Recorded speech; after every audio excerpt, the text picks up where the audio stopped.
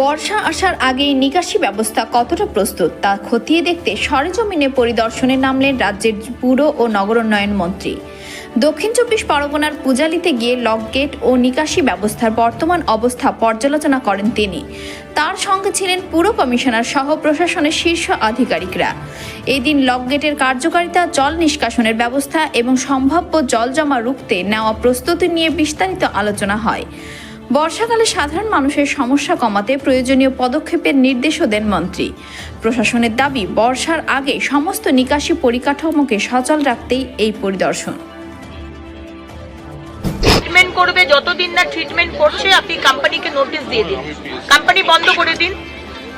ওরা পলিউটেন্ট নিশ্চয়ই, ওদের মেশিন আছে, এরা কি করে মেশিনগুলোকে চালায় না। চলো এরকম মঙ্গলপুর বলে জায়গা আছে যেখানে ওদের মেশিন আছে যাতে পলিউশন না হয়, মেশিনগুলো চালানো হয় না। ওরা নিজের মুনাফাকে দেখে যাচ্ছে আর কি, প্রফিট দেখে যাচ্ছে। তো সেটা দেখলে তো চলবে না। মেশিন আছে কিনা দেখে নিন, যদি মেশিন থাকে তাহলে মেশিন চালাক। এই পলিউটেন্ট গুলো খালে ফেলা যাবে না, আর খালটার জলটা গিয়ে গঙ্গায় পড়ছে, এটা ইমিডিয়েটলি আপনি একটু বন্ধ করে দিন। দেখছেন এএসআর নিউজ।